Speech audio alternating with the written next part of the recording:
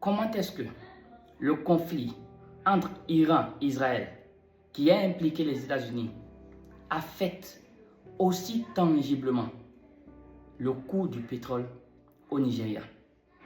C'est ce que nous allons traiter dans cette vidéo. Avant de continuer, je vous invite à vous abonner à la chaîne, à aimer la vidéo et à la sauvegarder dans vos favoris et aussi à partager cette vidéo parce que vous allez beaucoup apprendre. Et par la suite, si vous voulez apprendre sur les marchés boursiers, les marchés financiers, les crypto-monnaies, le forex, les indices synthétiques, abonnez-vous à cette chaîne. Donc, je reviens. J'ai appelé ça l'effet papillon. L'effet papillon, pourquoi? Parce que c'est un conflit à la base entre l'Iran et l'Israël. Et ensuite, les États-Unis se sont impliqués. Donc, c'est l'effet papillon. Maintenant, pourquoi est-ce que l'essence explose au Nigeria? Quel est le lien caché? C'est ce que nous allons essayer de comprendre dans cette vidéo. La première chose qu'il faut comprendre, il y a ce qu'on appelle la prime du risque géopolitique. J'ai pris quelques notes pour pouvoir garder le fil de cette vidéo. Il y a ce qu'on appelle quoi? La prime du risque géopolitique. Ce que vous devez comprendre, les marchés bougent en fonction de la peur et de la panique et des attentes des investisseurs. Vous devez comprendre ça. Les marchés bougent en fonction de la peur, de la panique et des attentes des investisseurs. Donc, dès que la guerre, le conflit a commencé entre l'Iran et l'Israël, et dès que les États-Unis ont bombardé l'Iran, ce qu'il faut savoir, c'est que l'Iran a riposté de façon militaire d'abord. Mais l'autre chose, c'est qu'il faut comprendre qu'il y a ce qu'on appelle le passage du détroit d'Ormuz. Et c'est par là que transite plus de 20% du pétrole mondial. Et ce passage est dans le périmètre de l'Iran. Donc l'Iran contrôle ce passage. Donc s'il y a conflit et qu'il y a bombardement et qu'il y a atteinte à la souveraineté de l'Iran, la première chose, même si l'Iran n'a pas encore pris la décision, la première chose que les investisseurs, que les opérateurs du marché boursier, du marché financier vont se poser comme question, c'est est-ce que l'Iran va fermer ce détroit-là ou pas? Est-ce que ce sera demain, si ce sera après-demain, si ce sera après-demain? Et ça sème en même temps la panique parmi les investisseurs.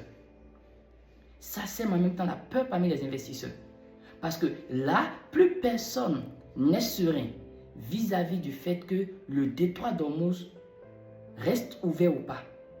Et ce que vous devez comprendre, c'est juste cette panique et cette peur qui cause la spéculation sur les marchés boursiers. C'est juste ça. Et nous avons observé durant le mois passé une hausse de plus de 57% du Brent, du pétrole Brent. Et le pétrole est allé à plus de $100. Tout ça, c'est principalement suivant la panique et la peur des investisseurs. C'est ça que j'appelle la prime du risque géopolitique. Maintenant, il faut savoir que par la suite, l'Iran a véritablement fermé le passage du détroit d'Ormuz. Et nous allons aborder la deuxième partie, qui est quoi? Le paradoxe du raffinage du pétrole du Nigeria.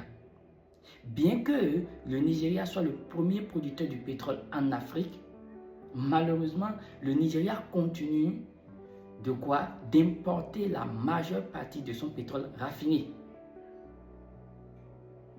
Cela s'explique à cause du manque ou bien du niveau bas d'industrialisation du Nigeria dans ce domaine. Donc, le Nigeria vend son pétrole brut en tant que premier producteur du pétrole en Afrique et rachète en grande partie du pétrole raffiné. Donc, maintenant que le détroit d'Ormuz est véritablement fermé et que ce n'est plus juste une spéculation, qu'est-ce qui va se passer? Les prix du pétrole raffiné vont exploser. Tout ça pourquoi? Tout ça parce que le passage a été fermé. Et personne ne sait quand est-ce que le passage sera réouvert. Donc tout le monde anticipe quoi? Une rareté du pétrole. Tout le monde anticipe une pénurie du pétrole. Donc si je suis commerçant et que j'ai par exemple de l'eau et que j'apprends que la production de l'eau est menacée dans ma ville, je ne vais pas vendre l'eau, le peu qui me reste là, au même prix que je le vendais avant. Parce que le peu qui me reste prend de la valeur automatiquement parce qu'il y a manque. Et c'est ce qui s'est passé. Dès que le détroit a été véritablement fermé, les prix du pétrole ont flambé et ont explosé. Parce que ceux qui en ont un peu maintenant ne peuvent plus vendre au même prix qu'ils en vendaient avant. Parce que le pétrole a pris de la valeur. Et ça a pris de la valeur à cause de quoi? À cause de la pénurie et du manque. Le troisième point, c'est la dépréciation du Naira. Il y a ce qu'on appelle le NNPLC, Nigeria National Petroleum Company. C'est la compagnie du Nigeria en matière du pétrole. Donc, si avant, cette compagnie déboursait, c'est un exemple que je prends, déboursait un montant X pour acheter le pétrole raffiné après avoir vendu du pétrole brut, aujourd'hui, cette compagnie dépense un montant X plus Y. Ce n'est plus X que ce que cette compagnie dépense. Pourquoi? Parce que la guerre toujours entre l'Iran et l'Israël qui a impliqué les États-Unis a semé la panique et la peur parmi les investisseurs. Ce qui a renforcé le dollar parce que tout le monde cherche maintenant à protéger le peu qu'il avait. Parce que personne ne sait jusqu'à quand ce conflit va durer et si ce conflit va s'empirer ou pas. Donc, les grandes institutions financières, les géants financiers cherchent tous à sécuriser leur argent. Et quand cela se passe comme ça, le dollar est systématiquement renforcé. Systématiquement. Et si le dollar est systématiquement renforcé vis-à-vis du Naira, il y aura un problème. Parce que si par exemple $1, c'était, je dis quelque chose et ce n'est pas exact, si par exemple $1 c'était 1000 Naira, dès que le dollar est renforcé, à cause de la situation géopolitique, $1 peut devenir 2000 Naira ou 3000 Naira. Donc si la compagnie de pétrole du Nigeria dépensait X en dollars, vous comprenez, après avoir converti son Naira en dollars pour acheter du pétrole raffiné, aujourd'hui il ne peut plus dépenser ce X là. Il y aura forcément quelque chose qui va ajouter. Donc ça, c'est la dépréciation du Naira. Le quatrième point, le dernier point, c'est la fin des subventions gouvernementales du Nigeria vis-à-vis du pétrole depuis 2023. Depuis 2023, le gouvernement nigérien a arrêté de subventionner le pétrole au Nigeria. Donc, qu'est-ce que cela veut dire principalement? Cela veut dire que si Téhéran et Tel Aviv s'affrontent et que le coût du pétrole augmente sur le marché international, cela affecte directement le consommateur lambda qui va à la station au Nigeria. Alors qu'avant, ce n'était pas le cas. Avant, le gouvernement supporte une partie. Vous comprenez? Et le citoyen lambda paye le reste. Mais aujourd'hui, le gouvernement a enlevé cette subvention du pétrole. Donc, le citoyen lambda, le consommateur lambda qui va à la station, subit directement la hausse et la baisse du pétrole à l'international, sans qu'aucune personne n'intervienne pour le soulager.